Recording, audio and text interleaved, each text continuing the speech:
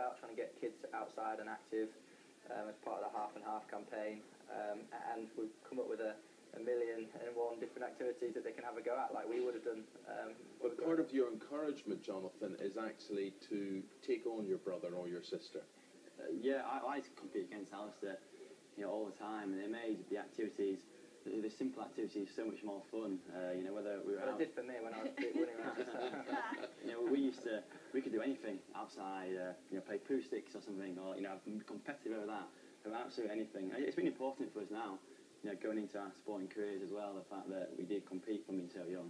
Who's the most competitive out of you two? Because I'm going to guess that you are, Alistair. No, Johnny's the most competitive. Really? Alistair's a kind of a silent competitor, isn't he? He's not competitive. He keeps it quiet. He keeps it quiet and then he hates getting beaten. If I beat him, he hates him more than anything else in the world.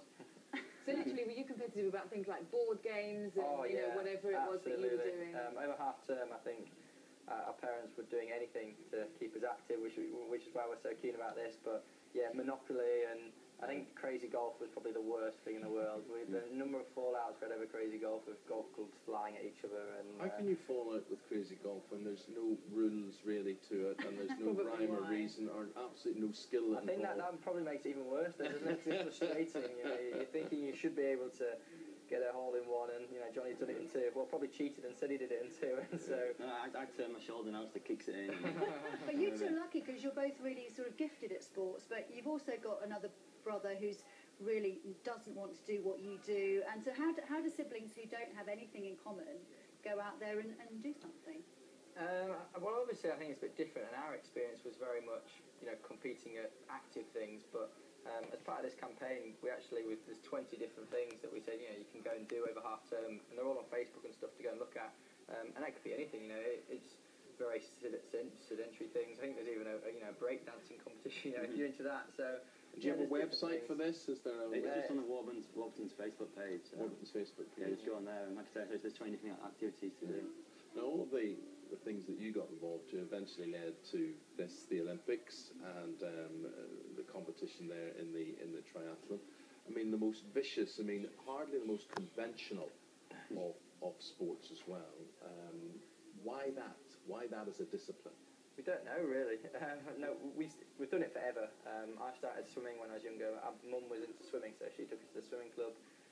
Dad was quite into running, so he's taken us out running. And so you were good at too many things, really? Kind of.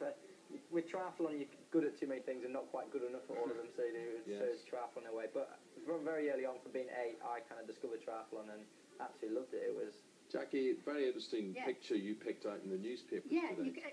Triathlon, apparently something you can pick up at any time if you like. This is Gordon Ramsay, who's not only doing triathlons, he's picked up Ironman, you were saying, which is actually even harder than triathlon. And this is what he's done in a year. This is how much weight he's dropped. So this is him in 2012. This is him now, having trained to do what they do. Lost over 2 stone. 2 stone. What an advert for triathlon. What an advert for triathlon that is. I mean, it's incredible, isn't it? Oh, it's incredible. And he competed the Ironman distance in 14 hours, which is obviously it's a long time to be on your feet for. So well done to him. Is triathlon good for you? Because every time I come to interview you, the first question you always ask me is, have you got a chair? I think it's like anything. They don't want to stand up. It's like anything. It's good in moderation.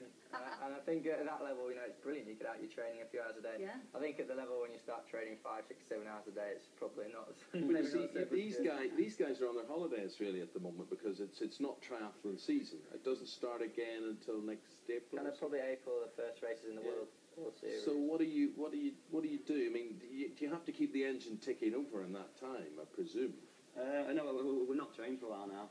I've taken 5 weeks off from training, so I just relaxing and do some different things. What did you say, 5 days or Friday? 5 weeks off training. 5 weeks, so you said took Fridays off. No, I'm reading here that you've now got a pub named after you. This is the level of your fame then. How does that feel when you've got things like that happening for you? That's very strange, getting a pub named after. It's very kind of them to do, but it's weird. We've not actually been yet, but we're going to go next week. You don't even drink, do you? I don't drink. Alistair drinks a little bit more than me. But I'm happy to go to a pub for a cordial or something like that. I'm a little bit embarrassed. I don't know how you can go into your own pub, but it's a bit... Talking about drinking, of course, one of the stories we've been covering today is it right for parents to drink in front of their children, and what sort of example does that set? Were your parents drinkers? Did they? I think we were aware of them, drinking a little bit just with a meal and stuff, and I think that's very important because I think, like they said in that story, as a child you get so much from your parents, whether that's a message of drinking in moderation and it's there and part of it, it doesn't become a kind of forbidden thing that you go out and do later. And it's the same with sport, if you see your parents do a bit of sport as a child, I think that has an important aspect as well, and being outside and active. So okay. I think everything in moderation. Well, boys, good luck to you. I know you're in the build-up then when you get back into training, Commonwealth Games and all that sort of thing. More tickets on sale for that today. First come, first served basis. That's the Brownlee Brothers, and they say go out there, be active during the half-term break, youngsters. The Warburton's website's where you find the 20 suggested things you should be doing. Thanks very much. Thanks very much. Thank you. Let's